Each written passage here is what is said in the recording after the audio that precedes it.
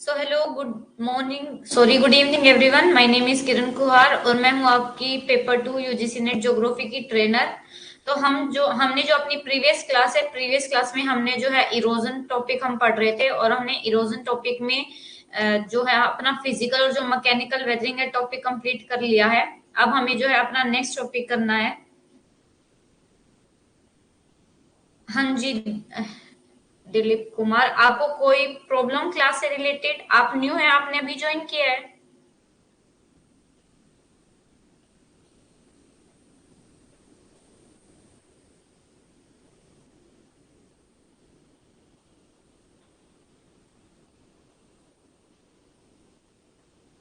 तो मैं बता रही हूँ आपको कि जो हमने जो प्रीवियस क्लास में इरोजन टॉपिक जो है कंप्लीट कर लिया है। इरोजन टॉपिक में भी जो हमारा जो टॉपिक कंप्लीट हुआ है वो हुआ है हमारा फिजिकल और मैकेनिकल वेदरिंग। ठीक है, तो फिजिकल और मैकेनिकल वेदरिंग कंप्लीट कर लिया है। आज हम पढ़ेंगे केमिकल वेदरिंग और हमारा है बायोलॉजिकल वेदरिंग। ठीक है, तो ये पढ़ेंगे।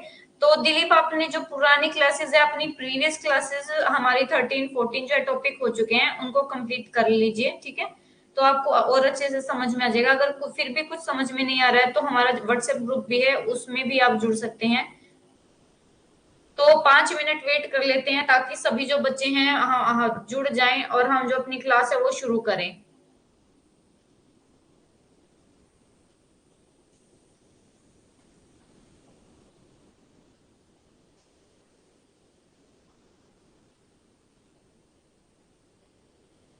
गुड इवनिंग श्रद्धा। तो आप सब लोगों की तैयारी कैसे चल रही है? हमारा जो पेपर है अभी जून में होने वाला है और हमारा टारगेट है कि हमें 85 प्लस जो क्वेश्चन है वो ठीक करने हैं। ठीक है, तो रेगुलर जो है अपने नोट्स बनाए, नोट्स प्रिपेयर करें, रिवीजन करें। और जो कल की जो क्लास का व्हाट्सएप, दिलीप, मैं ये व्हाट्सएप ग्रुप वो बता रही हूँ जो हमारा जितने भी स्टूडेंट्स हैं ना, जो पेड स्टूडेंट्स हैं उसमें वो बच्चे हैं ऐड हैं, ताकि अगर किसी को भी जो टॉपिक है क्लास में नहीं समझ में आता है या बाद में कोई प्रॉब्लम है तो वो वहां पे मैसेज छोड़ सकता है। अब मैं तब भी हूँ, आपको जो है रिप्लाई वहां पे दे सकती हूँ। ठीक है, तो अगर मैंने आपको बताया कि हमारा जून में एग्जाम है, तो जून में एग्जाम है तो हमें क्या करना है, हमें इस तरीके से प्रिपेयर करना है कि हमारे जो है जो पेपर 2 है, पेपर 2 में 85 प्लस क्वेश्चन जो हमारे ठीक हो, 80 85। ठीक है, आप मुझे अपना व्हाट्सएप नंबर डाल दो इधर, मैं आपको ग्रुप में ऐड कर दूंगी दिलीप। ठीक है, तो मैं तो यही है कि हमें क्या करना है, हमें अपनी जो स्ट्रेटेजी है, हमें बस 3 से 4 दिन और लगेंगे, हमारा जियोमॉर्फोलॉजी कंप्लीट हो जाएगा। और इसके बाद जो हम क्लाइमेटोलॉजी सिर्फ 7 दिन में ही खत्म कर देंगे। 14 टॉपिक्स हैं। ठीक है, तो दिलीप मैं आपको ऐड कर दूंगी ग्रुप में। अब जो हम अपना जो टॉपिक है वो शुरू करते हैं। ठीक है,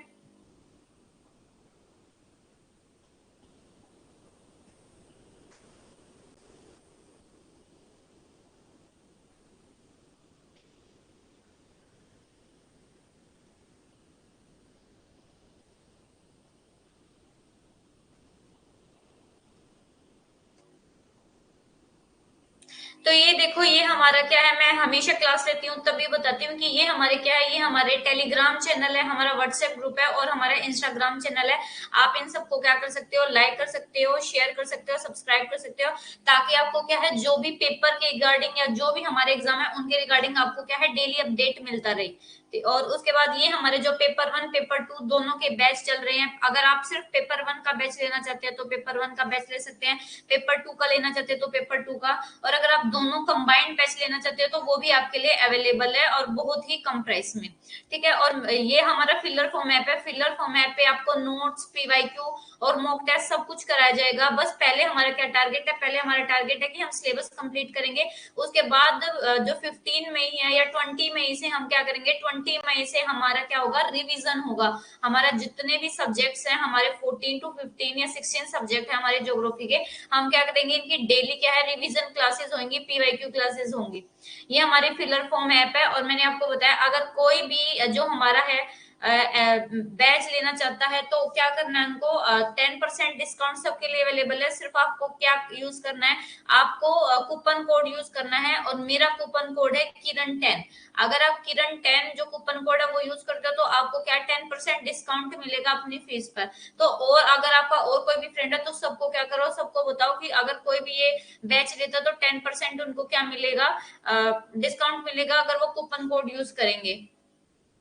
तो ये हमारे टारगेट हैं, टारगेट हमारे स्टडी के ज्योग्राफी में जो हमारा पेपर है, जून में जो पेपर होने वाला है, उसके ये टारगेट हैं कि हमें क्या करना है कि 80 प्लस जो क्वेश्चन है, 80 प्लस क्वेश्चन हमारे ज्योग्राफी में क्या हो, हमें ठीक करने हैं।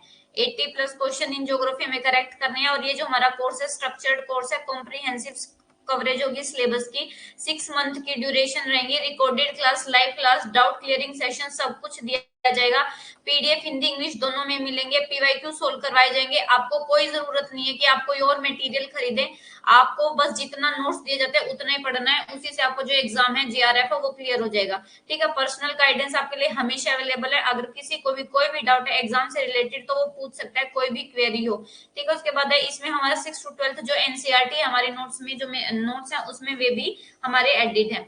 अब हमारा, मैंने बताया कि हमारा जो जियोमॉर्फोलॉजी है, जियोमॉर्फोलॉजी कंप्लीट होने वाला है। ठीक है, तो हमारा जो माउंटेन बिल्डिंग थ्योरी है ये टॉपिक भी खत्म हो गया है। आज हम जो है वेदरिंग और ये रेजर्वेशन वाला जो टॉपिक पढ़ लेंगे, और जो हमारी शाम को इवनिंग क्लास होगी 8 से 9, उसमें हम जो ड्रेनेज सिस्टम और पैटर्न है ये कंप्लीट कर देंगे। ठीक है, तो ये देखो, ये कल हमने किया था, ये हमारे क्या है, माउंटेन बिल्डिंग थ्योरी है। और मैंने जो ये माउंटेन बिल्डिंग थ्योरी है इसका पीडीएफ इसलिए अभी अपलोड नहीं है क्योंकि अभी हमारा जो सिलेबस है, यानी अभी जो हमारा टॉपिक है वो चल रहा है, इसलिए मैंने अपलोड नहीं किया है। अभी जो है, अभी शाम को आपको जो दोनों क्लासेस है उनके पीडीएफ मिल जाएंगे। ये हमने कल पढ़ा था कि जो फोल्ड माउंटेन है वो कैसे बनते हैं, और जो हमारे माउंटेन है उनकी ओरिजिन बताई थी, pre Cambrian mountain, Caledonian mountain, Hercynian mountain और अल्पाइन माउंटेन, आपको ये याद होना चाहिए। ब्लॉक माउंटेन कैसे बनते हैं ये भी क्लास में बता रखा है, जब आप प्रीवियस क्लास देखोगे तो आपको पता लग जाएगा। ये होस्ट और ग्रेबर मैंने बताया, नॉर्मल फोल्ट भी मैंने आपको बताया। ये जो हमारा सीरा निवादा कैलिफोर्निया का है, और हमारा वोस्जेस और जो ब्लैक फॉरेस्ट है, ये दोनों क्या है, हमारे होस्ट माउंटेन है। ठीक है, तो ये कल की जो हमारी क्लास है उसमें हमने ये सारी थ्योरी पढ़ ली है। आज जो हमें टॉपिक करना है, कल हमने जियोसिंक्राइनल ओरिजिन जो थ्योरी है कोबर की, वो भी हो गई थी हमारी। ये छोटी छोटी जो थ्योरी, इनके बस आपको नाम याद रखने हैं। गुड इवनिंग जय सिंह। ठीक है, तो वेदरिंग एंड मास मूवमेंट हम वाला, पहले आज हम सिर्फ वेदरिंग और इरोजन के बारे में पढ़ेंगे। मैंने वेदरिंग आपको बता दिया क्या होता है, इरोजन आपको बता दिया क्या होता है।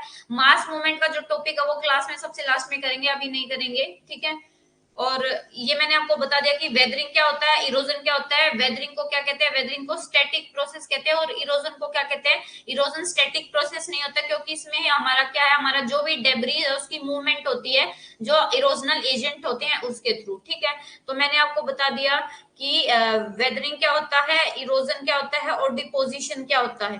ठीक है, उसके बाद है ये मैंने जो हमारे फैक्टर्स हैं जो कंट्रोल करते हैं हमारे जो इरोजन है उसको, ये भी मैंने आपको डिस्क्राइब किया था, कंट्रोलिंग फैक्टर ऑफ वेदरिंग। ठीक है, उसके बाद है हमारा चट्टानों की संरचना, मैंने बता दिया था आपको, कंपोजिशन। ये सारा हमारा कल की जो क्लास है उसमें हो चुका है। तो ये आपको क्या है, एक बार आपको ओवरव्यू दिया है कि जो हमारी क्लास है, क्लास में क्या क्या हो चुका है। ठीक है,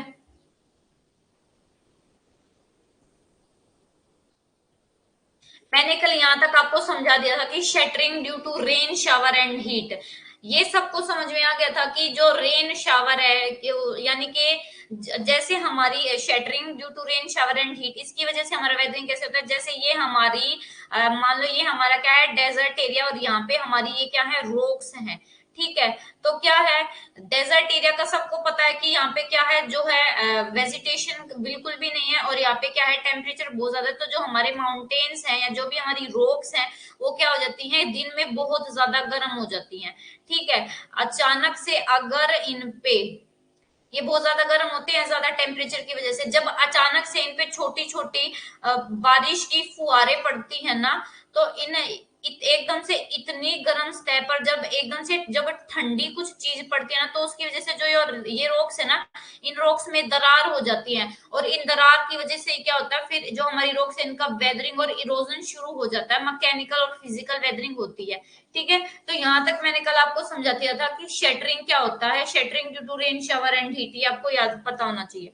उसके बाद है हमारा ब्लॉक डिसइंटीग्रेशन, भी मैंने आपको समझा दिया था। ब्लॉक डिसइंटीग्रेशन क्या होता है, block disintegration due to frost, यानी कि जब हमारा पाला जम जाता है हमारे कोल्ड क्लाइमेटिक रीजन में, तो उसकी वजह से जो रॉक्स है, रॉक्स की एक तो होती है, जैसे ये होगी हमारी रॉक्स, ठीक है, एक तो रॉक्स में की जो दरार है, उस दरार में जब ये पानी जम जाता है, तो पानी के बार बार जमने से, पिघलने से दिन में क्या हो जाता है, पिघल जाता है, रात को फिर क्या हो जाता है, जम जाता है, फिर दिन में पिघल जाता है, रात में क्या जम जाता है। तो ऐसे क्या हो जाता है, जो हमारी रॉक्स है ना, रॉक्स की जो दरार है ना, वो चौड़ी होती जाती है, और क्या होता है, हमारा मैकेनिकल इरोजन होता है या मैकेनिकल वेदरिंग होती है। और वही बात अगर मैं बताऊं कि जो अब ये रॉक्स है, ये तो रॉक्स की दरार थी, जो भी ये रॉक्स है किसी मिनरल से बने, तो जो दो मिनरल है ना, उन दो मिनरल के बीच जो स्पेस है ना, उसमें भी क्या है, पानी जम जाता है, और इसकी वजह से क्या होता है, इसकी वजह से हमारा वेदरिंग होती है। ठीक है,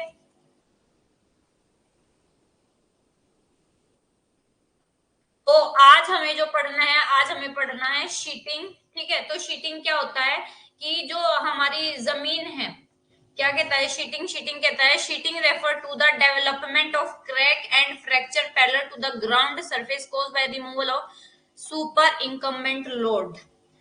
देखो, जब ये कहता है कि जमीन की सतह के समांतर दरारों और फ्रैक्चर के विकास को संदर्भित करता है, सुपर इंकम्बेंट लोड को हटाने के कारण सीमित दबाव में कमी आने के कारण जो हमारा शीटिंग होता है, क्या होता है, देखो ये हमारा कोई रोक है, ठीक है, ये हमारी रोक्स हैं, ठीक है, इन पे जब इन रोक्स का ऊपर से जब इनका इरोजन होता रहता है, जो तो जो नीचे वाली जो रोक्स है ना, जो नीचे परत इनके नीचे दबी हुई है, तो क्या होता है, इन पे पहले तो इनका दबाव होता है, इनका प्रेशर होता है, लेकिन जब ये हट जाती है, जब एकदम से इतना जो लोड जब हटता है ना, तो उसकी वजह से क्या होता है, जो ये नीचे की रोक्स है इनमें क्या आ जाती है, दरार आ जाती है, और इसको क्या बोलते हैं, इसको बोलते हैं हम शीटिंग। यानी कि जो हमारी जमीन है, जमीन के सतह के समांतर दरारों और फ्रैक्चर को ये दरार और फ्रैक्चर बताता है। अब ये दरार और फ्रैक्चर कैसे बनती है, जब हमारा ऊपर का जो, जैसे ये हमारा रोक है, इस रोक का ऊपर वाला भाग क्या है, इरोड हो जाता है हमारा, कि इरोजन जो प्रोसेस है उसकी वजह से, तो जो नीचे की हमारी जो रोक्स है, जो नीचे की परत है ना, उस पे एकदम से जब ये इतना भारी सामान हटता है ना, तो इसमें क्या है, दरार पड़ जाती है, फ्रैक्चर पड़ जाते हैं, तो इसको क्या बोलते हैं, इसको शीटिंग बोलते हैं। ठीक है, उसके बाद कहते हैं कि जो हमारे आर एच जोनस ने ना 7 प्रक्रियाएं की गणना की है, जो चट्टानों में चादर का कारण बनती है, यानी कि शीटिंग का कारण बनती है। ठीक है, तो ये 7 जो रीजन है हमारे सबसे, टेंशनल और contractional strains set up during cooling of an igneous mass. तो टेंशनल और कॉन्ट्रेक्शनल फोर्स मैंने दोनों आपको बताया, जब ये दोनों फोर्स काम करते हैं, जब हमारा इग्नियस जो रोक है उसकी कूलिंग होती है, तो क्या हो जाती है, जैसे दरार, जो हमारा इग्नियस रोक है वो क्या है, मैग्मा है, मैग्मा बाहर आता है, बाहर आके क्या है, ये लावा के रूप में क्या है, जमने लग जाता है, तो इसमें क्या होती है, टेंशन और कॉन्ट्रेक्शन की वजह से क्या, इसमें दरारें पड़ जाती है। टेंशन और कॉन्ट्रेक्शन मैंने दोनों आपको बताया क्या होता है। उसके बाद है हमारा लोकल और regional compressional stress due to tectonic movement. दूसरा किसकी वजह से है, विवर्तनिक गति हो, जो हमारी टेक्टोनिक एक्टिविटी होती है, यानी कि जो प्लेट मूवमेंट करती हैं, या तो दो प्लेट एक दूसरे से दूर जाती हैं, या दो प्लेट एक दूसरे के पास आती हैं, ठीक है, या दो प्लेट एक दूसरे के सहारे से निकल जाती है, तो ये 3 तरीके की प्लेट होती है। जब ये प्लेट हमारी गति करती है, तो इनकी वजह से क्या होता है, इनकी वजह से भी क्या होता है, हमारा तनाव क्या है, पड़ता है, जो हमारे रीजन होते हैं। उसके बाद है हमारा इंसोलेशन इंपॉर्टेंट फैक्टर है, दैनिक और जो हमारा ड्यूरनल जो टेम्परेचर है, उसमें भी चेंज की वजह से क्या होता है, हमारा जो रोक्स है, यानी कि जो शीटिंग है, शीटिंग का जो प्रोसेस है वो प्रभावित होता है। उसके बाद है हमारा आग, पाला, फायर, फ्रोस्ट, और जो वेजिटेशन है, ये भी जो मैकेनिकल जो क्रिया है इसमें हेल्प करती है।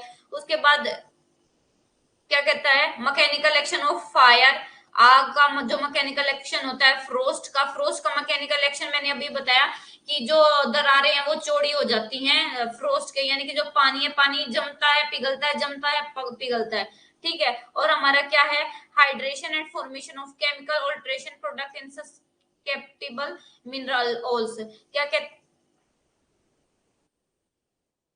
कहता है कि जो संवेदनशील खनिजों में प्रगतिशील जलयोजन और रासायनिक परिवर्तन उत्पादों का निर्माण। तो जो हमारे खनिज है, जो हमारे खनिजों में जो है हाइड्रेशन और जो हमारी केमिकल जो रिएक्शन है ना, उसमें क्या है, बार बार चेंज होता रहता है। इसकी वजह से भी हमारा जो शीटिंग प्रोसेस है वो ज्यादा होता है। तो ये बस आपको क्या याद करना है, आपको ये याद रखना है कि जो शीटिंग है, शीटिंग का क्या किसको बोलते हैं। तो शीटिंग क्या होता है, जब हमारा रोक्स है, रोक्स के ऊपर से जब है कुछ हैवी भार जब उतर जाता है, तो उसकी वजह से जो नीचे की जो परत होती है उनपे क्या पड़ जाती है, उनपे क्रैक्स पड़ जाती हैं। ठीक है। उसके बाद है हमारा कैम्बरिंग प्रोसेस। कैम्बरिंग प्रोसेस क्या होता है? Cambering process refer to fracturing of brittle sandstone bed along vertical joint due to expansion caused by unloading of super incumbent load and consequent release of confining pressure। तो कैम्बरिंग और शीटिंग जो ना दोनों same चीज है। दोनों में क्या होता है कि जो लोड है उनपे, उसके हटने की वजह से क्या है, दरारें चौड़ी हो जाती हैं और क्या है, वे फैल जाते हैं, जो उनके जॉइंट्स है वे बढ़ जाते हैं। बस इतना याद रखना है। बस आपको इसकी डेफिनेशन याद रखनी है कि कैम्बरिंग क्या होता है और हमारा शीटिंग, दोनों क्या है, सेम ही प्रोसेस है, दोनों सेम बात है। उसके बाद अब हमारा है, ये हमारा सारा क्या है, जो है मैकेनिकल वेदरिंग की दो छोटी सी डेफिनेशन रहती थी, शीटिंग और कैमरिंग आपको याद होनी चाहिए। अब मैंने आपको, अब हम कर रहे हैं केमिकल वेदरिंग। ठीक है। तो केमिकल वेदरिंग क्या होती है? केमिकल वेदरिंग वो होती है जिसमें चट्टानों का क्या है, रासायनिक जो प्रक्रिया है, यानी कि जो उनकी केमिकल कंपोजिशन है वो क्या है, वो चेंज हो जाती है। जैसे हमारी रॉक्स है, ये हमारी रॉक है, ये जो जो भी रॉक है वो क्या है, किसी ना किसी खनिज से बनी होती है। और यहाँ पर अगर ये वाटर के साथ कांटेक्ट में आ जाती है, एयर, जो हमारी हवा गैसेज हैं, जैसे हमारा ऑक्सीजन है, कार्बन डाइऑक्साइड है, तो इनकी वजह से क्या है, इस रॉक्स में जो भी मिनरल्स होते हैं ना, वो क्या है, रिएक्ट कर जाते हैं और उसकी वजह से क्या है, इनकी केमिकल कंपोजिशन चेंज हो जाती है। तो ये होती है हमारी केमिकल वेदरिंग। और इस केमिकल कंपोजिशन के चेंज होने की वजह से क्या होता है कि जो, जैसे मान लो ये हमारा ऑक्सीजन अगर रिएक्ट करती है, तो इसकी वजह से क्या होता है, यहाँ की जो चट्टाने हैं ना, वो क्या है, जर खा जाती है, उस पे जंग लग जाता है। जैसे आपने आयरन का देखा होगा कि उस पे जंग लग जाता है। क्यों लगता है? क्योंकि जो हमारा ऑक्सीजन है, वो जो आयरन है, ऑक्सीजन के या ऑक्सीजन और हाइड्रोजन के साथ क्या है, रिएक्ट कर जाता है। तो उसकी वजह से वो क्या है, ब्राउन ब्राउन होने लग जाती है और क्या है, एक टाइम पे क्या है, टूटने भी लग जाती है। तो ये क्या होता है, ये होती है हमारी केमिकल वेदरिंग। केमिकल वेदरिंग से इरोजन कैसी होती है? ठीक है। केमिकल रिएक्शन से क्या कहता है कि रासायनिक अभिक्रियाओं के कारण चट्टानों का अपघटन एवं विघटन होता है। इसको क्या बोलते हैं? Chemical weathering. यानी कि जब हमारे केमिकल एक्टिविटी के कारण जो हमारी रॉक्स है उसका डिसइंटीग्रेशन और डीकम्पोजिशन होता है, उसको क्या बोलते हैं? उसको बोलते हैं हम केमिकल वेदरिंग। ठीक है। उसमें क्या कहते हैं कि जिसमें चट्टानों के खनिज क्या है, अपक्षित हो जाते हैं। यानी कि जो हमारे जो भी चट्टान है, चट्टान जिस भी खनिज से बनी है, उसके वे खनिज क्या है, वेदर्ड हो जाते हैं, बदल जाते हैं, चेंज हो जाते हैं और अपने स्थान से क्या है, अपने स्थान पे भूर भूर होकर वे क्या है, टूट जाते हैं। और उस जलवाष्प और जल ऐसे माध्यम है जो कई कई प्रकार की रासायनिक अभिक्रियाओं को सक्रिय करते हैं। मैंने आपको कल बताया था एक चीज, एक तो है हमारी जहाँ पे टेम्परेचर, जहाँ पे हमारा वाटर अवेलेबिलिटी है, वहां पे जो है, वहां पे केमिकल वेदरिंग ज्यादा होगी। और जहां पर वाटर अवेलेबिलिटी कम है, वहां पे ज्यादा कौन सी वेदरिंग होगी? वहां पे होगी फिजिकल वेदरिंग। तो जो हमारा वाटर है ना, वाटर और जो वाटर वेपर, वो ऐसे प्रकार के या ऐसे एजेंट्स है जो केमिकल वेदरिंग में सबसे ज्यादा अपना रोल प्ले करते हैं। ठीक है। शुद्ध पानी अशुद्ध जल रासायनिक रूप से निष्क्रिय होता है, लेकिन जब इसके साथ मिश्रित होता है जलवायु मंडलीय गैस से, मुख्य रूप से CO2 के साथ, वैसा, तो ये क्या कहता है कि जैसे हमारा प्योर वाटर होता है, ये अशुद्ध जल होता है, ये अगर हम केमिकल वे से देखें तो ये क्या है, निष्क्रिय है, केमिकल रिएक्शन नहीं करते। लेकिन जब यही शुद्ध जल, यही प्योर वाटर, जब गैसेस, जो हमारी एटमोस्फेरिक गैसेस है, वायुमंडलीय गैसें है, जैसे CO2 है, इनके साथ जब रिएक्ट कर जाते हैं ना, तो यही वाटर क्या है, बहुत ज्यादा क्या, शक्तिशाली एजेंट बन जाता है और क्या करता है, केमिकल रिएक्शन करता है। अब सबसे पहला है हमारा सोल्यूशन।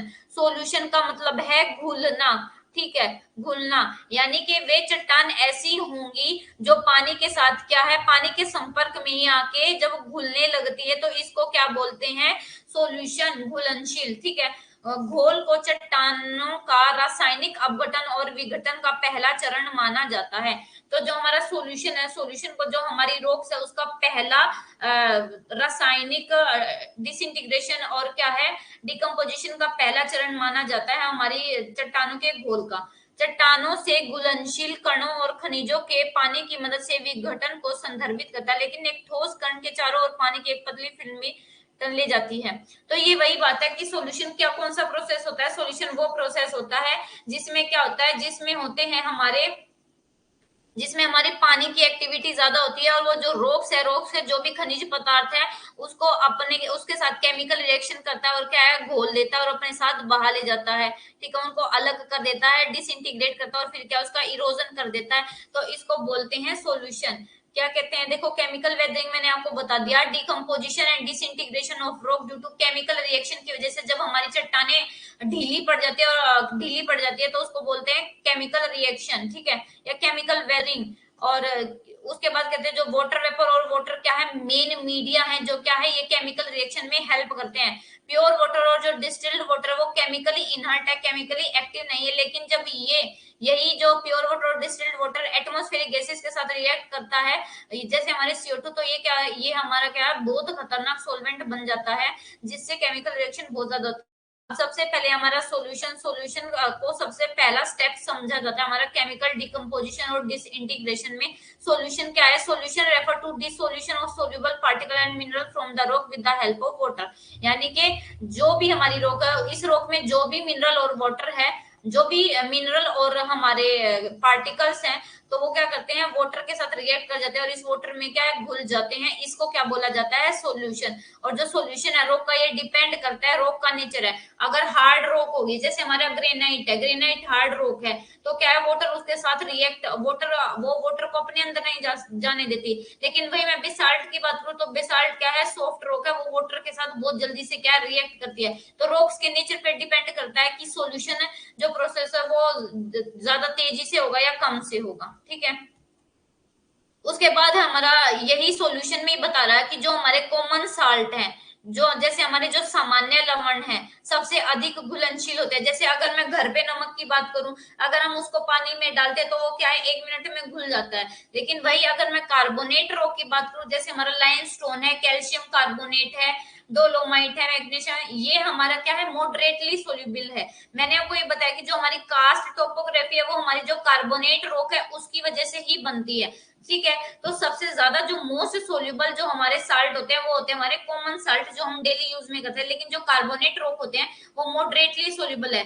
ऐसा नहीं है कि घुलते नहीं है, घुलते हैं, लेकिन थोड़ा लेट से घुलते हैं। अगर वो एकदम से घुल जाएंगे तो हमारी जो कास्ट टोपोग्राफी है वो तो बनेगी ही नहीं। ठीक है, तो जो लाइमस्टोन है, limestone are more susceptible to solution process. Limestone क्या है, ज्यादा सस्पेक्टेबल प्रोसेस है, ज्यादा क्या है, ज्यादा चूना पत्थर समाधान प्रक्रिया के लिए अति संवेदनशील अधिक होता है। यानी कि जो हमारी सॉल्यूशन प्रोसेस है उसमें ज्यादा एक्टिव है हमारा लाइमस्टोन। और यही कहता है कि जो लाइमस्टोन और डोलोमाइट है, क्या है, बहुत इंटरेस्टिंग लैंडस्केप बनाते हैं, जिसको क्या बोला जाता है, कास्ट टोपोग्राफी या कास्ट स्थलाकृति। चूना पत्थर और डोलोमाइट के मिलने से बहुत ही दिलचस्प भूदृश्यों का जन्म होता है, जिसे कहा जाता है कास्ट टोपोग्राफी। ठीक है, जैसे ये क्या है, विभिन्न प्रकार की गुफाएं बनाता है, केव बनाता है। ठीक है, तो आपको ये याद होना चाहिए। ये देखो, ये हमारी कास्ट टोपोग्राफी है। जो ये हमारी जो रॉक है ये किससे बनी है, ये रॉक हमारी बनी हुई है कार्बोनेट से। तो ये तो ऐसे हमारे जो है वाटर का रिएक्शन होता है, और ऐसे ये हमारे क्या है, ये हमारे बनती हैं, इसमें क्या, ये हमारे जो है लैंड फॉर्म बनते हैं। ये हमारा डिपोजिशनल प्रोसेस है। ठीक है, ये हमारा क्या है, स्तंभ है, स्टेक है। तो ये सब आपको क्या है, ये हमारे एग्जाम्पल है कैल्शियम कार्बोनेट रॉक है। ये भी हमारा जो है कैल्शियम कार्बोनेट या लाइमस्टोन रॉक से बना है। उसके बाद है, अब हमारा है ऑक्सीकरण और कार्बोनेशन। अब ऑक्सीकरण की जो ऑक्सीकरण यानी कि क्या होता है, ऑक्सीडेशन एंड कार्बोनेशन। ऑक्सीडेशन क्या होता है, the chemical process of oxidation simply mean a reaction of atmospheric oxygen to form oxide.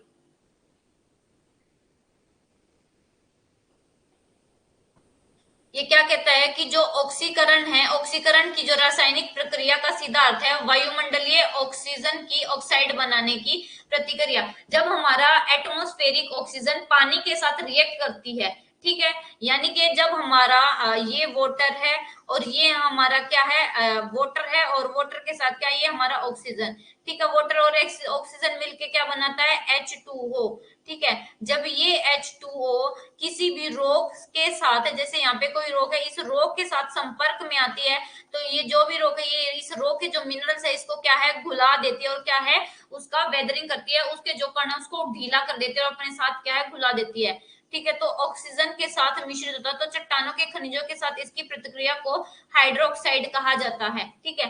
चट्टानों के खनिजों का गैसीय ऑक्सीजन द्वारा ऑक्सीकरण होने पर संभव हो जाता है। जब ऑक्सीजन पानी में घुल गया, जब ऑक्सीजन पानी में घुल जाता है ना, तो क्या जो हमारी रोग है ना, रोग का क्या है, ऑक्सीजन द्वारा ऑक्सीकरण हो जाता है, ऑक्सीडेशन होता है, यानी उनपे जंग लग जाता है, ठीक है। तो ये आपको क्या सिर्फ बता रखा है कि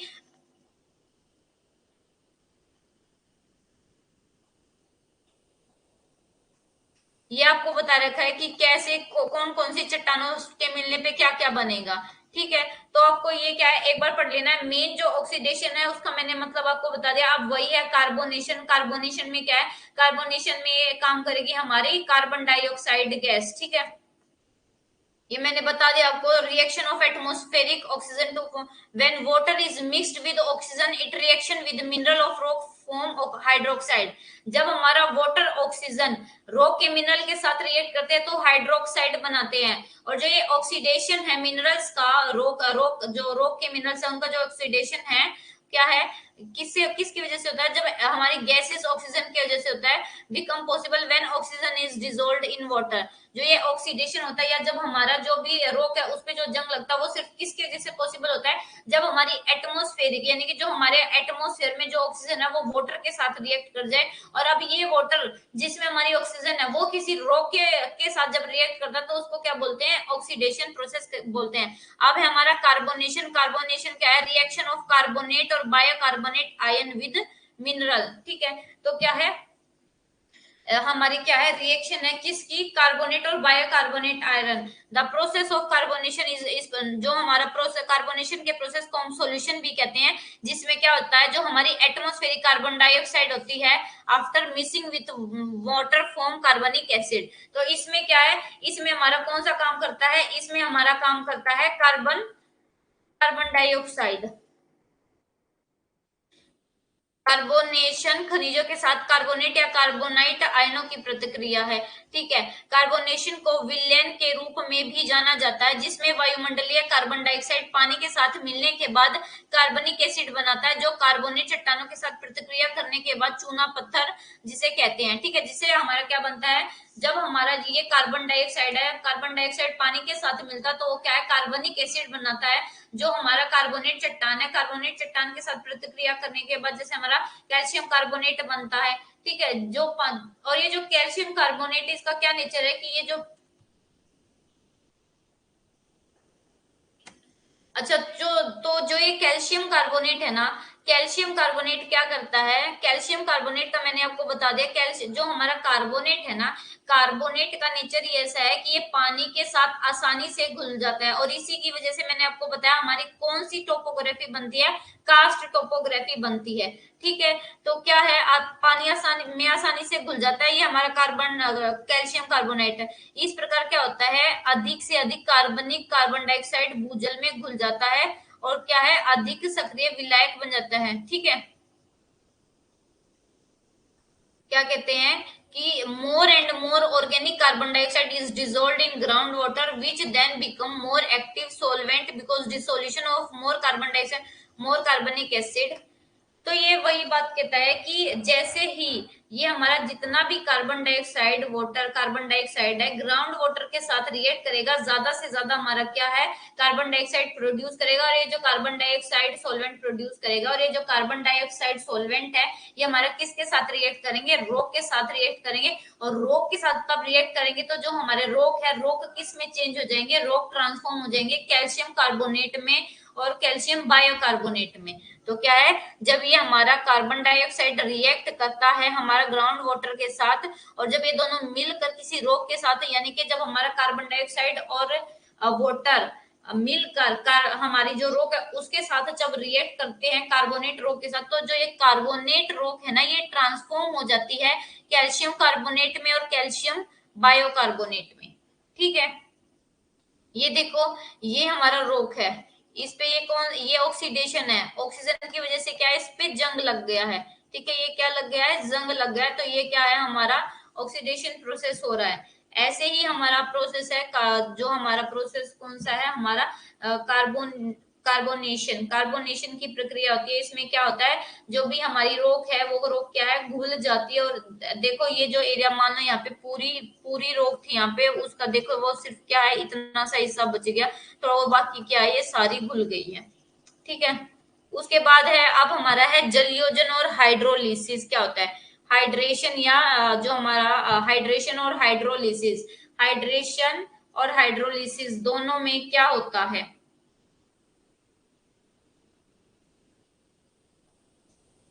यहाँ तक आप सबको समझ में आ गया? अगर किसी को भी कोई भी प्रॉब्लम है इस टॉपिक के रिगार्डिंग तो मेरे को बता दो।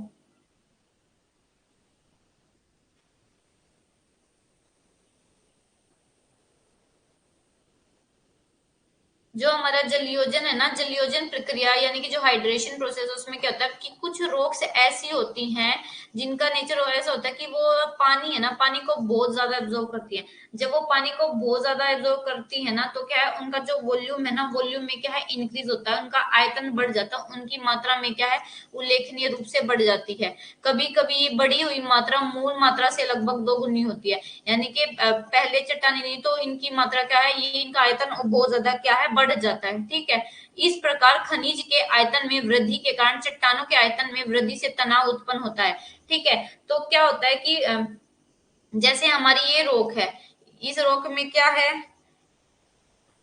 इस रोग का नेचर है कि ये पानी को बहुत ज्यादा एब्जॉर्ब करती है। तो ये क्या है, कब जब ये पानी को बहुत ज्यादा एब्जॉर्ब करती है तो इसका क्या है, आयतन अपने जो पहले के आयतन से क्या है, 2 गुना बढ़ जाता है। ठीक है, तो बार बार ये जो प्रोसेस होता है, कभी इसका आयतन कम हो जाता है, कभी इसका आयतन ज्यादा होता है। तो इसकी वजह से जो रोक है ना, रोक में क्या होता है, रोक में टेंशन टेंशन उत्पन्न होने लग जाता है, जिसकी वजह से क्या है, उसमें क्या पड़ जाते हैं, जिसकी वजह से उसमें दरारें होने लगती है। ठीक है, और क्या होता है फिर जब दरारें होने लग जाती है तो उसका क्या है, अपक्षय हो जाता है। ठीक है, तनाव उत्पन्न होता है, और चट्टानों के खनिजों में तनाव जो अंततः चट्टानों के भौतिक विघटन का कारण बनता है। तो ये होता है हमारा जलयोजन। जलयोजन ऐसी प्रक्रिया है जिसमें जो रोक है, रोक पानी को एब्जॉर्ब करने वाली होती है, और वो कभी कभी इतना ज्यादा एब्जॉर्ब कर लेते हैं कि जो उसकी पहले वाली मात्रा वो उससे भी क्या है, लगभग 2 गुनी हो जाती है। ठीक है, मात्रा परिवर्तन जो भौतिक अपक्षय, छूटना और दानेदार में महत्वपूर्ण हो सकता है। जलयोजन खनिज तत्वों का ऑक्सीकरण और कार्बोनेशन द्वारा आगे परिवर्तन के लिए तैयार करता है। ठीक है, जलयोजन की प्रक्रिया फेल्सपार खनिजों को कायलाइट मिट्टी में बदलती है, और यह प्रक्रिया क्या है, क्या इस प्रक्रिया को क्या कहा जाता है, केवली केवल जो इंग्लिश में था ये, मतलब केवलाइनाइजेशन कहा जाता है इसको। ठीक है, तो हाइड्रेशन आप सबको पता है, हाइड्रेशन मैंने आपको समझा दिया क्या होता है। जब हमारी रोग रोग का नेचर ऐसा होता है कि वो पानी को ज्यादा एब्जॉर्ब करते हैं, तो उनका जो वॉल्यूम है, आयतन है, वो क्या है, इंक्रीज होता है। अब एक प्रोसेस होता है हमारा हाइड्रोलिसिस। जो हाइड्रोलिसिस खनिज और पानी के बीच एक रासायनिक प्रतिक्रिया है, जो कि हाइड्रोजन और हाइड्रोलिक्स आयरन और खनिज के आयरन के बीच में होती है। ठीक है, तो ये क्या है, जैसे ये हमारी रोक है, ये रोक में जैसे हमारा जो हमारा हाइड्रोजन है और हाइड्रोलिक्स आयरन है, और जो ये हमारा हाइड्रोलिसिस जो हमारा हाइड्रोलिसिस जो वेदरिंग है वो कैसे होती है, ये पानी और जो हमारे चट्टान में जो खनिज है ना, इसके बीच में होती है। ठीक है, तो बस आपको इतना याद रखना है कि, और जो हाइड्रोलिसिस है, हाइड्रोलिसिस में हमारा जो है ज्यादा जो एक्टिव होता है वो पानी पानी की वजह से ज्यादा एक्टिविटी होती है। लेकिन अगर मैं जलयोजन की बात करूं, हाइड्रेशन की बात करूं, तो हाइड्रेशन में क्या होता है, हाइड्रेशन में जो रोक है, रोक का नेचर ही ऐसा होता है कि वो पानी को बहुत ज्यादा एब्जॉर्ब करती है। तो ये डिफरेंस है हाइड्रोजन और हाइड्रोलिसिस में। हाइड्रोलिसिस में क्या है कि जो पानी है, पानी अपनी एक्टिविटी के कारण जो चट्टान के मिनरल है उसको क्या अपने साथ घुला देता है, लेकिन जलयोजन में रोक खुद ही पानी को एब्जॉर्ब करती है। तो ये है आपको हाइड्रेशन, आपको ये केवलाइनाइजेशन वाला एक बार पढ़ लेना, ठीक है। और बाकी मैंने आपको हाइड्रोलिसिस बता दिया। हाइड्रोलिसिस केमिकल रिएक्शन है मिनरल और वाटर के, that is between hydrogen ion और क्या है, आयन ऑफ द मिनरल, यानी कि जो हमारे हाइड्रो वाटर है, वाटर को हाइड्रोजन कहते हैं, ठीक है। वाटर कैसे बनता है, वाटर की जो फुल H2, ठीक है। H2 किसको बोलते हैं, वाटर को ही बोलते हैं। और क्या है, जब ये H2 जो रिएक्ट करता है हमारे किसके साथ, रिएक्ट करता है हमारे मिनरल के साथ, जो खनिज रोक के मिनरल है, तो इसकी वजह से हमारी कौन सी वेदरिंग होती है, हमारी हाइड्रोलिसिस केमिकल वेदरिंग होती है। उसके बाद एक है हमारा चिलेशन। चिलेशन क्या है, chelation is a complex organic process by which metallic cations are incorporated into hydrocarbon molecule. आपको बस इतना याद रखना है कि चिलेशन वो प्रोसेस है जिसमें जो हमारे ऑर्गेनिक जो एक ऑर्गेनिक प्रोसेस हमारा चिलेशन, जिसकी वजह से क्या होता है, जो हमारा मेटेलिक जो कैटायंस होते हैं वो हाइड्रोकार्बन जो मॉलिक्यूल है उनमें क्या है, चेंज हो जाते हैं। वास्तव में जो हमारा ये चिलेट वर्ड है, ये चिलेट शब्द का अर्थ एक समन्वय यौगिक है जिसमें एक केंद्रीय धात्विक आयन दो या दो से अधिक स्थितियों में एक कार्बनिक अणु से जुड़ा होता है। तो आपको बस एक बार ये जो इसकी जो चिलेशन है, चिलेशन आपसे ये पूछा जा सकता है कि आपको वेदरिंग के टाइप दे दिए जाएंगे। मान लो आपको स्टेटमेंट में 4 टाइप दे दिए, उनमें से 3 है आपके केमिकल वेदरिंग के टाइप और एक है आपका फिजिकल वेदरिंग के टाइप, और आपसे पूछा जाएगा कि इसमें से कौन सा जो है फिजिकल वेदरिंग का टाइप नहीं है, तो आपको फिजिकल वेदरिंग के टाइप याद होने चाहिए, आपको केमिकल वेदरिंग के याद जो टाइप है वो याद होने चाहिए। उसके बाद है हमारा बायोटिक वेदरिंग। बायोटिक वेदरिंग किसकी वजह से होता है, बायोटिक वेदरिंग होता है हमारा प्लांट की वजह से होता है, हमारा एनिमल की वजह से होता है, ठीक है। हमारा जो ह्यूमन एक्टिविटी करता है, जैसे हम माइनिंग का काम करते हैं तो उसकी भी वजह से क्या होता है, हमारा वेदरिंग होती है। जैसे हमारा हम क्या करते हैं, मान लो यहाँ कहीं कोई भी रोक है, उसको क्या है, खोदने लग जाते हैं, तो इसकी वजह से क्या होता है, इसकी वजह से भी हमारे रोक की वेदरिंग होती है, ठीक है। और फिर क्या, इसका इरोजन होने लग जाता है, पानी इसका इरोजन कर लेता है, इसको इसकी जगह से हटा देता है। ऐसे ही क्या है, जो बिल में जो जीव जंतु रहते हैं, जैसे रेट रहते हैं, ये क्या है, ये बिल बनाते हैं धरती के अंदर और क्या है, मिट्टी को बाहर निकाल देते हैं। जब ये क्या है, तो जो ये मिट्टी बाहर निकलते हैं तो इसका क्या है, वेदरिंग हो गई। और फिर जो इरोजन कैसे होगा, वाटर या एयर इसको उड़ा ले जाएगी। ऐसे ही एंथ्रोपोजेनिक एक्टिविटी मैंने बता दी, जो ह्यूमन एक्टिविटी से रिलेटेड है, जैसे हम कहीं पे भी गड्ढा खोद देते हैं, और जैसे घर बनाने के लिए हम जो पहाड़ है, पहाड़ों को इतना ज्यादा तोड़ रहे हैं, तो ये सारा क्या है, हमारा बायोटिक वेदरिंग है। तो यहाँ पे जो हमारा टॉपिक है बायोटिक वेदरिंग का, ये आपको मैंने बता दिया। अब एक हमारा बस रह गया स्पीरोइडल वेदरिंग। जो स्पीरोइडल वेदरिंग है वो हमारा केमिकल वेदरिंग का ही टाइप है, ठीक है। That affect jointed bedrock and result in formation of concentric or spherical layer of highly decayed rock within weathered bedrock, that is known as जो हमारा स्पीरोइडल वेदरिंग है वो क्या है, वो हमारा अपक्षय का ही रूप है। जो अगर मैं उसको बताऊं तो ये क्या करता है,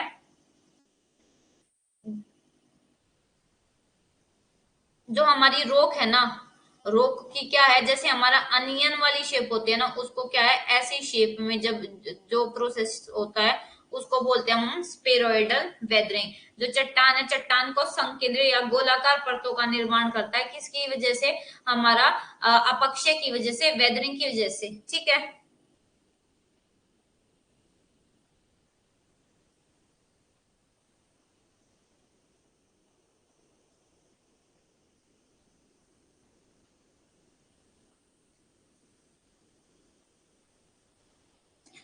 स्कॉलरशिप टेस्ट में अगर मैंने अभी देखा नहीं है, मैं ग्रुप में आपको मैसेज करती हूँ, क्योंकि मेरे को अभी इसके रिगार्डिंग कुछ नहीं पता है जयसिंह। अगर ऐसा है तो आप जरूर पार्टिसिपेट तो जरूर करिए, क्योंकि आपकी जो है नॉलेज ही बढ़ेगी और आपको ये पता चलेगा कि जो टेस्ट आता है, क्योंकि वो यूजीसी नेट के अकॉर्डिंग ही आपको जो है क्वेश्चन पेपर मिलेगा, आपका टेस्ट होगा, तो उसमें आपको ये पता चलेगा कि कैसे आप कहाँ पे स्टैंड करते हो और आपको कितना पढ़ना है, ठीक है। तो ये जो है, ये इम्पोर्टेंस है, ये इम्पोर्टेंस आपको याद रखनी है, क्योंकि यहाँ से क्या स्टेटमेंट के क्वेश्चन और रीजन असर्शन के क्वेश्चन बनते हैं। तो जो जियोमॉर्फिक इम्पोर्टेंस है वेदरिंग की, वो क्या है, इसकी वजह से हमारा जो रॉक वेस्ट है, रॉक वेस्ट, उस रॉक वेस्ट की वजह से हमारा जो ये मिट्टी है वो बनती है, ठीक है। तो इसके लिए हमारा जो वेदरिंग प्रोसेस है वो इम्पोर्टेंट है। Weathering help erosional process. अच्छा, वेदरिंग इरोजनल प्रोसेस की कैसे हेल्प करता है? अगर चट्टान के कण जब तक ढीले नहीं पड़ेंगे अपने स्थान पर, या दरार नहीं पड़ेंगी और ये चूरा होकर नीचे नहीं पड़ेगा, तो इरोजनल प्रोसेस एकदम से इस रॉक पर कैसे काम कर सकते हैं? इरोजनल प्रोसेस तो वही है ना, जो ये चूरन हो जाता है अपनी जगह पे, इसको उड़ा कर ले जाते हैं या उसको बहा कर ले जाते हैं, ठीक है। Lowering of surface, of course, जैसे कोई माउंटेन है, इस माउंटेन को क्या कर देते हैं, ये लोअर कर देते हैं, इसका डेंडुनेशन करते हैं, ठीक है। Evolution of landform and their modification.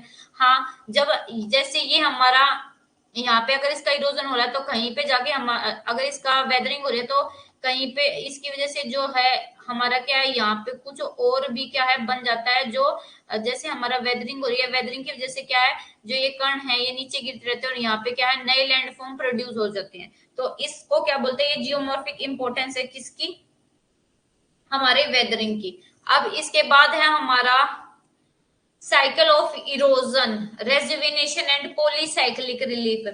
देखो जो रेजुविनेशन है, रेजुविनेशन का ना ये मतलब है कि रेजुविनेशन जो हमारा साइकिल ऑफ इरोजन है, साइकिल ऑफ इरोजन सबको पता है, साइकिल ऑफ इरोजन हमारे 3 स्टेज से गुजरती है।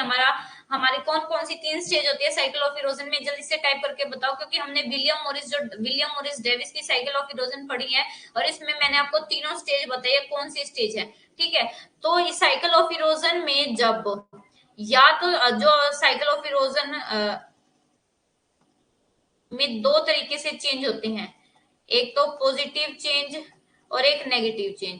जो इस साइकिल ऑफ इरोजन में एक्सेलरेशन होता है या बढ़ाव होता है उसको बोलते हैं रेजुविनेशन। और इस रेजुविनेशन की वजह से कुछ हमारे रिलीफ बनते हैं, कुछ लैंडफॉर्म बनते हैं, पॉलीसाइक्लिक लैंडफॉर्म, वो भी आपको बताऊंगी वो कैसे बनते हैं। और आपको ये जो 5 जो लैंडफॉर्म है इनके नाम बिल्कुल टिप्स पे याद होने चाहिए, क्योंकि आपसे ये पूछे जाते हैं कि रेजुविनेशन जो लैंडफॉर्म है वो इनमें से कौन से जो रेजुविनेशन की वजह से बनते हैं। तो सबसे पहले तो मैंने आपको बताया था जो ये साइकिलिक कंसेप्ट है ये किसने दिया, हमारे जेम्स हटन ने 17, ये जो साइक्लिक कंसेप्ट है किसने, जो हमारे स्कॉटलैंड के जेम्स हटन है, स्कॉटिश जो विद्वान है, उन्होंने प्रस्तुत किया है 1785 में। और जब इन्होंने क्या है, पृथ्वी के इतिहास और तनाशे की जो है, यानी कि जो है साइक्लिक जो नेचर है पृथ्वी का, जो साइक्लिक नेचर है उसके बारे में बताया था। और इन्होंने प्रतिपादित किया था कि शुरुआत का कोई निशान नहीं, अंत की कोई संभावना नहीं, और वर्तमान अंत की कुंजी है, अतीत की कुंजी, ये मैंने आपको बताया था। सब इन्होंने साइक्लिक नेचर बताया अर्थ की हिस्ट्री का, कि जो अर्थ उस पे क्या है, अर्थ पे एक साइकिल चलती रहती है, ठीक है। और इन्होंने क्या बताया कि इन्होंने ये स्टेटमेंट दी है, no wastage of beginning, no prospect of an end, और present is key to the past. ये जो तीनों क्या है, ये तीनों इनकी स्टेटमेंट है और आपको याद रखनी है इनकी, ठीक है। और इन्होंने एक कंसेप्ट दिया, उसको क्या बोला जाता है, यूनिफॉर्मिटेरिज्म। ये यूनिफॉर्मिटेरिज्म किसके अगेंस्ट आया था, यानी कि एक रूपतावाद का सिद्धांत, एक रूपतावाद का सिद्धांत आया था हमारा कैटास्ट्रोफिज्म के अगेंस्ट। कैटास्ट्रोफिज्म के अगेंस्ट हमारे जो जेम्स हटन है उन्होंने यूनिफॉर्मिटेरिज्म या एक रूपतावाद का सिद्धांत दिया था। और इसमें इन्होंने बताया था कि जो हमारी भूगर्भीय हलचलें आज हैं पहले भी वही थी, ठीक है। बस उनकी क्या है, उनकी जो तीव्रता है, तीव्रता में थोड़ा बहुत क्या है डिफरेंस हो सकता है। तो ये हमारे जेम्स हटन ने बताया था, ठीक है। इन्होंने बताया कि uniformitism in another which states that the same physical process and laws that operate today operated throughout the geological time but not necessarily always with the same intensity as now।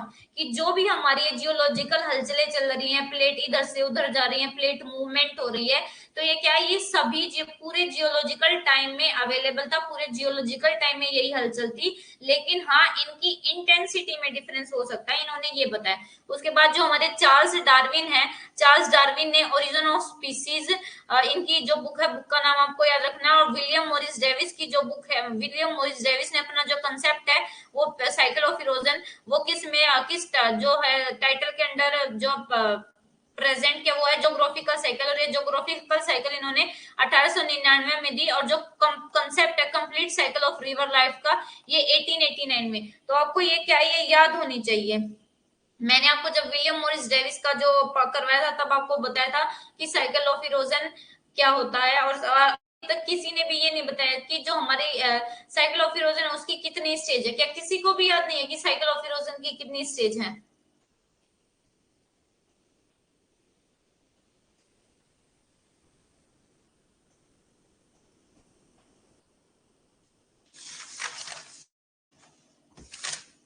हाँ, जो साइकिल ऑफ इरोजन है, very good Shraddha, cycle of erosion की हमारी 3 stage है। उन 3 stage को ही Davis ने क्या बोला रखा है, अपना ट्रायो का भी नाम दिया गया है, ट्रायो ऑफ डेविस भी बोला गया है, स्ट्रक्चर प्रोसेस स्टेज। और जो हमारी जो रिवर की जो स्टेज होती है वो 3, यानी कि अगर मैं स्टेज बात करूं या साइकिल ऑफ इरोजन की बात करूं तो 3 हमारी जो स्टेज होती है, यूथ, मैच्योर, ओल्ड।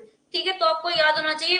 इसका मतलब आप रिवाइज नहीं कर रहे हो, जो रिप्लाई नहीं दे रहे हैं ना और जो लिख नहीं रहे हैं, तो इसका मतलब आपने अच्छे से अपना रिवीजन नहीं किया है।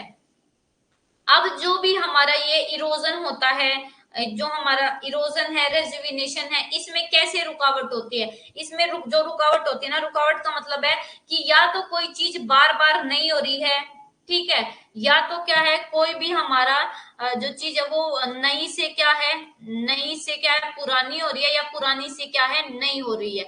और ये कैसे होता है? ये होता है रेजुविनेशन की वजह से, यानी कि जब हमारे जो साइकिल ऑफ इरोजन है इसमें इंटरप्शन हो जाए।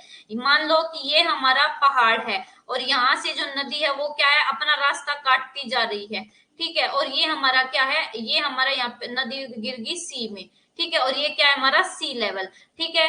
तो ये नदी क्या अपना कटाव कर रही है, कटाव कर रही है, ठीक है, इस पर्वत का काटती जा रही है।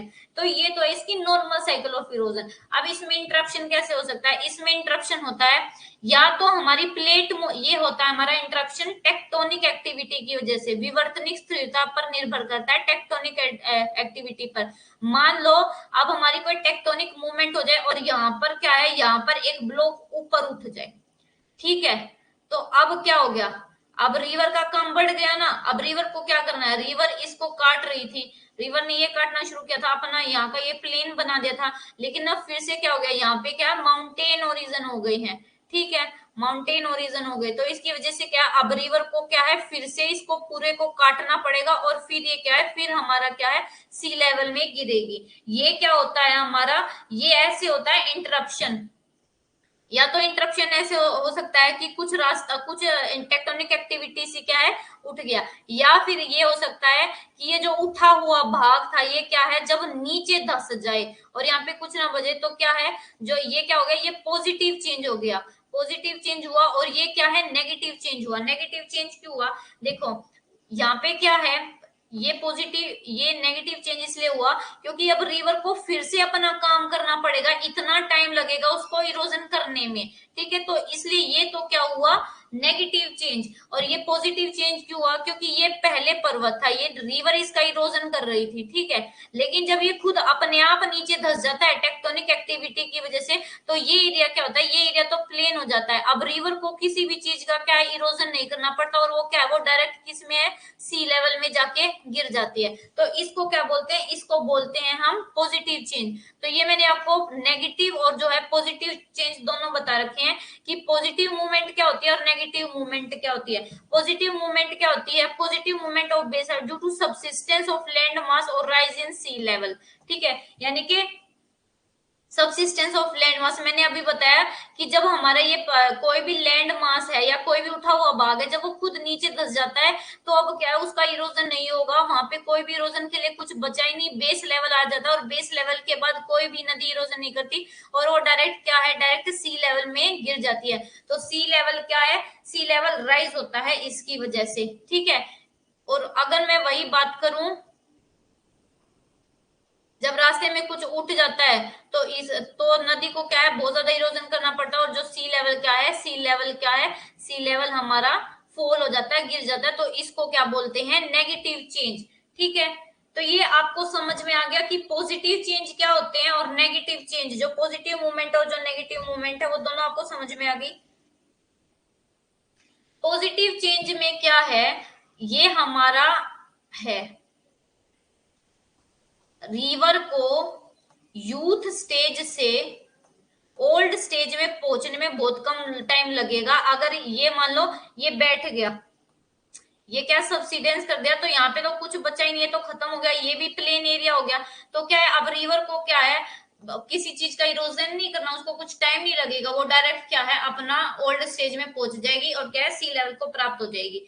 तो ये तो हो गया हमारा पॉजिटिव मूवमेंट। पॉजिटिव मूवमेंट में क्या होता है, पॉजिटिव मूवमेंट में होता है कि जो यूथ स्टेज से ओल्ड स्टेज तक पहुंचने का जो टाइम है उसमें बहुत कमी आ जाती है। किसकी वजह से, क्योंकि हमारा जो है सबसिस्टेंस हो जाता है, लैंड नीचे धस जाती है, तो कोई पार्टी नहीं बचता। लेकिन अगर मैं नेगेटिव एस्पेक्ट की बात करूं तो हमारा यूथ स्टेज से लेके ओल्ड स्टेज में तब तक जाएंगे तो बहुत ज्यादा टाइम लग जाता है और हमारा सी लेवल गिर जाता है। तो इसकी वजह से क्या होता है, ये होता है हमारा नेगेटिव चेंज। तो आपको याद रखना है कि पॉजिटिव मूवमेंट किसकी वजह से होगा और नेगेटिव मूवमेंट किसकी वजह से होगा। अब देखो, जो पॉजिटिव मूवमेंट है, जैसे हमारा अब ये जो इंटरप्शन होता है साइकिल में, ये हो सकता है हमारा ज्वालामुखी और जलवायु परिवर्तन के कारण, ठीक है। और हमारा हो सकता है जलवायु संबंधी रुकावटें हो सकती हैं, और कुछ और जो हमारा आधार स्तर यानी कि जो हमारा बेड है उसमें कोई चेंज हो जाए तो इसकी वजह से क्या है हमारा चेंज हो सकता है।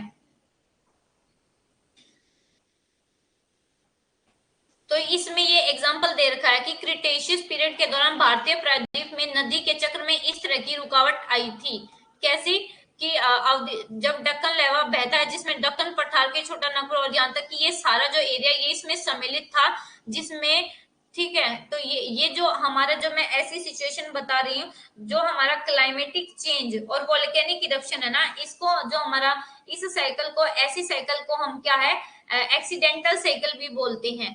ठीक है, ये सारा आपको बस क्या है, आपको बस ये पॉइंट याद रखने की जो इंटरप्शन है वो कैसे किसकी वजह से आ सकते हैं। वोल्केनिक एक्टिविटी हो जाए, अगर मान लो कोई रिवर बह रही है, ठीक है, और यहाँ पे क्या है कोई वोल्केनो का इरप्शन हो जाए, जब वोल्केनो का इरप्शन हो जाएगा तो यहाँ पे तो क्या, यहाँ पे तो लावा बहने लग जाएगा ना, लावा बहने लग जाएगा, सोलिडिफाइड होके यहीं पे क्या चिपक क्या है एक पहाड़ की शेप ले लेगा।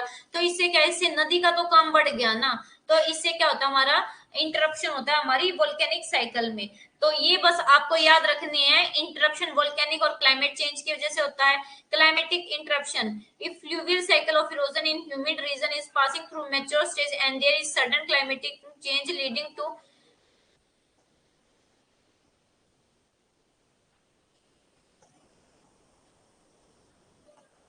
इसमें ये क्या कहता है, जलवायु संबंधी रुकावट में ये देखो कि अगर कोई नदी है, अगर कोई रिवर है, मान लो ये हमारा कोई भी एरिया है, वहां पे अभी क्लाइमेट नॉर्मल है और जो रिवर है वो अपना इरोजन कर रही है और वो मैच्योर स्टेज में पहुंच गई है। ठीक है, मैच्योर स्टेज में सबको पता क्या है, जो रिवर क्या है वर्टिकल इरोजन नहीं करती है, लेट हॉरिजॉन्टल यानी कि जो लेटरल इरोजन है, पार्श्विक इरोजन करती है, अपने जो किनारे हैं उनको चौड़ा करती है, जो नदी की जो घाटी है उसको गहरा नहीं करती, यहाँ पे ये बंद हो जाता है। ठीक है, तो ये हमारी जब मैच्योर स्टेज में पहुंच जाती है और एकदम से क्या क्लाइमेट चेंज हो जाती है। क्लाइमेट चेंज यानी कि पहले थी हमारी शुष्क यानी कि शुष्क सिचुएशन, लेकिन एकदम से यहाँ पे जब मान लो यहाँ पे स्नोफॉल होने लग जाए, अब यहाँ पे स्नोफॉल हो जाएगी तो क्या आएगा, लैंडफॉर्म का इवोल्यूशन फिर से हो जाएगा। फिर से क्या है, जो भी हमारा ग्लेशियर लैंडफॉर्म बनते हैं उसको पिघलने में टाइम लगेगा, तो ये क्या हो जाता है, उसको फिर से एक नया चक्र शुरू करना पड़ता है। तो ये क्या होता है, ये इंटरप्शन होती है हमारी साइकिल ऑफ इरोजन में। और हमारा आधार स्तर में यानी कि जो बेस लेवल है, बेस लेवल में चेंज हो जाए, या तो बेस लेवल में कैसा चेंज होता है, या तो बेस लेवल में पॉजिटिव चेंज होता है, दो ही तरीके के चेंज होते हैं बेस लेवल में, पॉजिटिव चेंज और नेगेटिव चेंज। या तो कोई जो चीज है वो उसका उत्थान हो जाता है, या कोई चीज है उसका पतन हो जाता है, ये दो ही चेंज होते हैं। इसकी वजह से हमारा जो साइकिल है उसमें क्या है, चेंज आता है। अब जो भी आपको ये जो आपको ये जो पांच चीजें हैं, ये जो छह हैं, बस आपको ये याद रखनी है। टोपोग्राफिक डिस्कोर्डेंस, ये जो हमारा रेजुविनेशन है ना, रेजुविनेशन की वजह से क्या बने हमारे लैंड फॉर्म बने हैं। वैली इन वैली, इसको मल्टी स्टोर्ड भी, जब वैली है उस वैली के अंदर ही हमारी एक और वैली बन जाती है, तो उसको बोलते हैं वैली इन वैली। और ये किसकी वजह से बनती है, वैली के अंदर वैली, या इसको मल्टी स्टोर्ड वैली भी बोलते हैं, ये बनती है हमारी रेजुविनेशन की वजह से। अपलिफ्टेड पेनीप्लेन, पेनीप्लेन जल्दी से बताओ पेनीप्लेन वर्ड किसने दिया है, मैंने आपको बताया ये पेनीप्लेन अपलिफ्टेड पेनीप्लेन हो जाते हैं। इंसाइज्ड मिएंडर यानी कि ऐसे, जब नदी बल खाती और चलती तो इसको बोलते हैं इंसाइज्ड मिएंडर। पेयर्ड टेरेस और निक पॉइंट। तो ये सब बनते हैं हमारे किसकी वजह से, ये सब हमारे बनते हैं रेजुविनेशन की वजह से। ये आपको याद रखना है, ठीक है।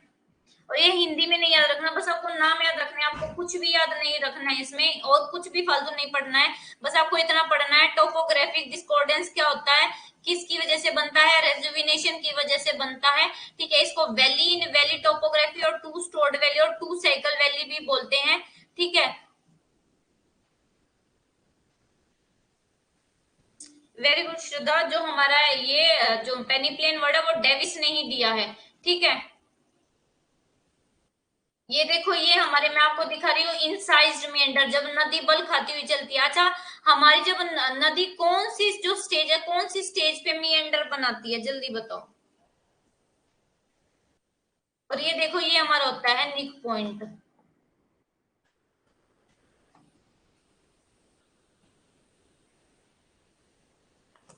अभी तक यहाँ तक किसी को भी कोई भी प्रॉब्लम हो तो मेरे को बताओ।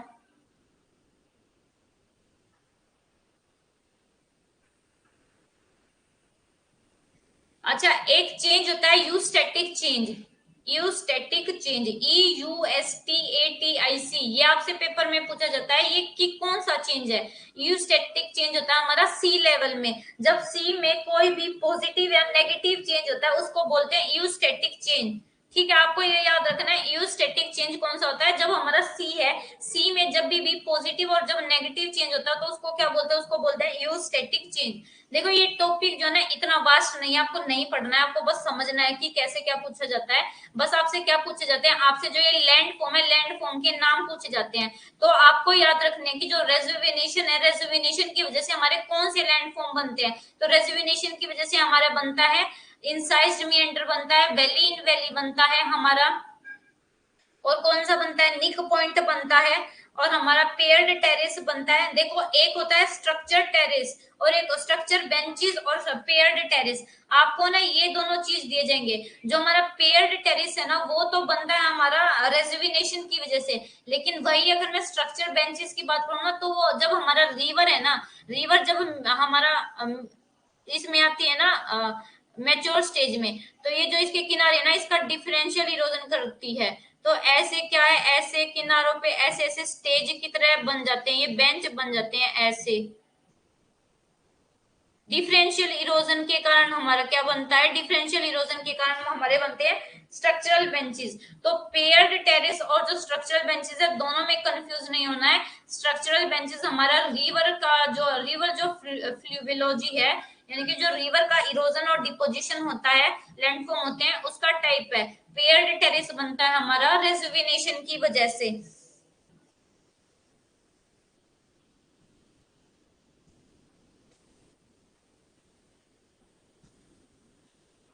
यहाँ तक किसी को भी कोई प्रॉब्लम?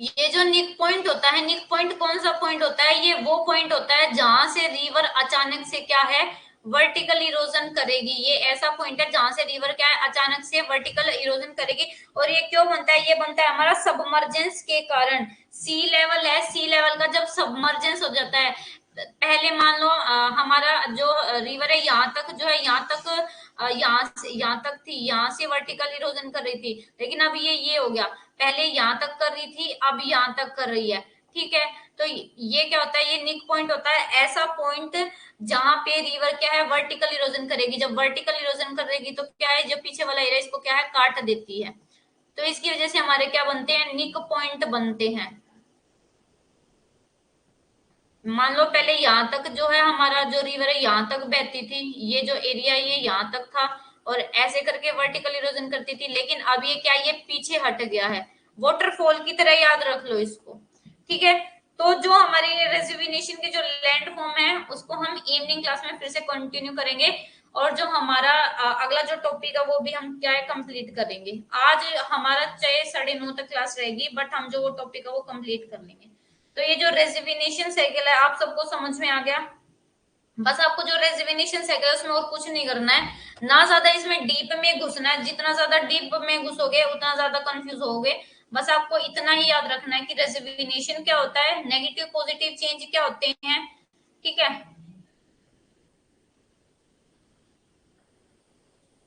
बस आपको इतना ही याद रखना है कि नेगेटिव पॉजिटिव चेंज क्या होते हैं, और जो हमारा साइकिल ऑफ इरोजन है उसमें क्या कैसे नेगेटिव चेंज होते हैं, कैसे पॉजिटिव चेंज होते हैं। और जो लैंड फॉर्म बनते हैं, land form are the most important, paper में पूछे जाते हैं आपसे कि ये लैंड फॉर्म किससे बना है। इनमें आपको 4 लैंड फॉर्म दे दिए जाएंगे और ये पूछा जाएगा इनमें से कौन सा रेजुविनेटेड लैंड फॉर्म है, ठीक है। तो आपको याद होना चाहिए। तो फिर अब हम जो है अपनी जो क्लास है वो इवनिंग में कंटिन्यू करेंगे, ठीक है। तो तब तक के लिए आप इस टॉपिक को रिवाइज करें, 1 घंटे बाद जो है क्लास दोबारा अपलोड हो जाएगी और आपका जो मटेरियल है वो शाम तक अपलोड हो जाएगा, ठीक है। तो करते हैं सेशन का यही पे एंड।